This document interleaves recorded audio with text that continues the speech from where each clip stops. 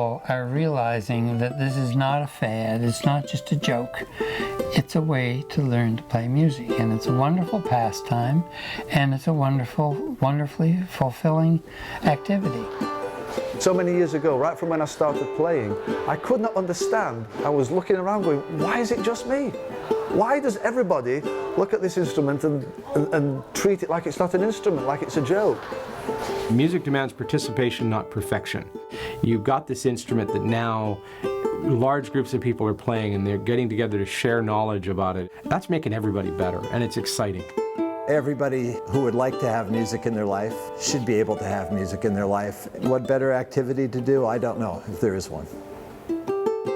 It works really well on its own as an instrument that plays all the parts simultaneously, kind of like a piano would, but it also works really well in an ensemble where each person is playing one little part of a bigger whole.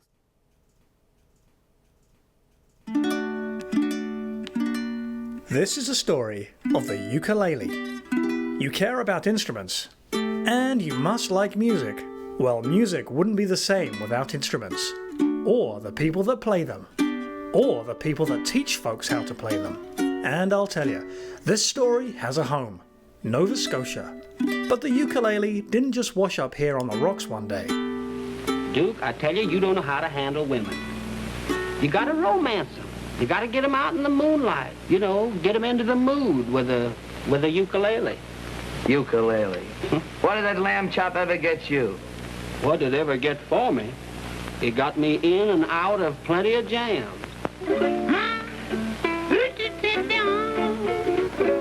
It's a small guitar. It's a cheerful, high-pitched guitar is what it is. Or maybe a guitar looks like a big ukulele. I'm not sure. You can have 15 ukes in a corner of your room and it not be your whole room. Typically they're 4 strings. There are 12 frets to the body, or 14. It's small. It cradles right in here. It doesn't really create a barrier. It is a fun little 4-string strum machine that everybody can play, and it makes everybody happy. Oh, I did it with my little ukulele. You never have a sad ukulele player. Never. It just doesn't happen. Yeah, it doesn't happen. It's for everybody, no matter what age, no matter what kind of music you're interested in. 25 years ago, you were the odd person out if you played ukulele, and everyone said, why would you want to do that? Now, they just think it's an instrument. People play together with it. You don't sit at home in your living room by yourself and play your ukulele. So it's a very social instrument, which is great. Music is in your brain, and some people need help to get it out. And the uke's just a great instrument for doing that. The ukulele invites that kind of imagination and creativity really early on. You know, it's extremely versatile and it covers pretty much any genre of music you can imagine. So in terms of being kind of a musical magic carpet, you can't really do much better. By the late 1800s, stringed instruments were old news. They'd been around forever, but something new was on the horizon. 1879, a British ship left Madeira. It was called the Raven Scrag. That's a name. And it shipped 4 months across to Hawaii. More than 400 Portuguese immigrants would soon call the little tropical island home. And like good friends, they brought music along for the ride. And they were so happy to land in Hawaii that one of them got off the boat and started playing his little machete, right? And he's playing on the dock and all these people are coming off and the Hawaiians are looking at him going, ukulele, ukulele, which means uku, jumping, lele means flea. There happened to be 3 cabinet makers, 3 woodworkers. They immediately got back into their culture of building cabinets, but also building machetes and braguinas. And what they did was they took the size of one and the tuning of the other, and the ukulele was born. This was a Hawaiian thing, and to them it's an ordinary instrument. And I don't mean ordinary as in la-di-da, I mean everybody plays it. You know, you don't grow up there and go, one day I'm going to play a ukulele. It's like you get a ukulele. They used them mostly for accompanying dancing, but then some people there became really excellent players. Yes, it was Portuguese immigrants that built the instrument, but it's a true Hawaiian instrument. It was built there, it was built for the people there. As a wave of ukuleles washed over Hawaii, a ukulele storm was headed for mainland USA. 1915, they bring a group of Hawaiians over and they show their wares, their stuff. In the 1920s and 1930s, which is when it sort of first became popular in North America, it was used for parties. It's basically a fun instrument because of its size, its portability. And it was very Hawaiian cultured, Hawaiian music. And we couldn't keep up with the building of ukuleles.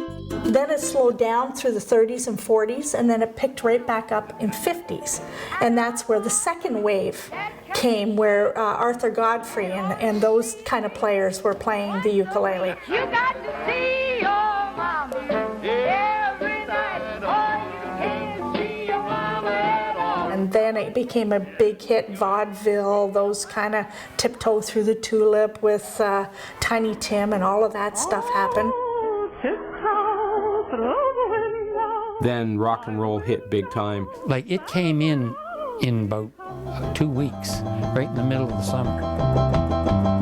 This is what they were wanting. And people put ukuleles away, and there was a whole, at least one generation, maybe two, that never even heard one. And then it died out a little bit more, a little bit again, and then it picked up again. James Hill, Jake Shimabukuro, Lil Rev, Grace Vanderwaal, and Chalmers Doane, a Nova Scotian connection to the current wave of ukulele popularity.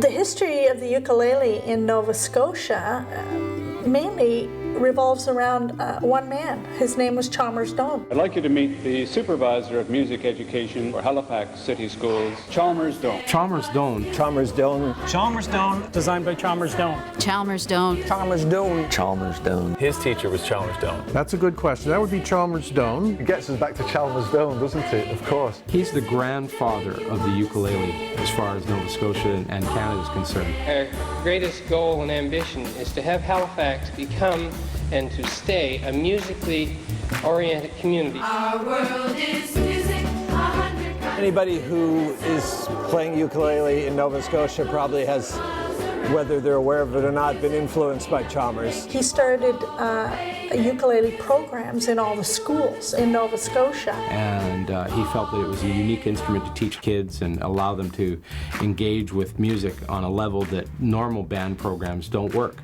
He decided to use the ukulele as the teaching instrument to teach kids how to read music, play in groups and so on. And they traveled, they gave concerts, they put Nova Scotia on the map. And sort of took the ukulele out from what people thought as sort of a novelty toy and showed people, no, it's not. It's actually a musical instrument, and it's as valid as playing an oboe, playing a bassoon, playing a violin. There were people who said a ukulele is just a joke. It's not a real instrument.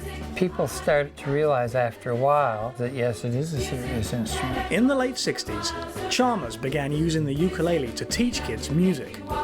And he would work hard to show that this little four-stringed instrument was the right tool for the job. I published a magazine and had memberships, and I sent a newsletter out every month all across Canada. I had a staff hired to look after the ukulele program, and it became, quite big. We had workshops in all the provinces each year, and then I had the national workshop in Halifax. Over the years, the program was a hit and had the numbers to prove it. We had about 2,200 kids playing ukulele in the city.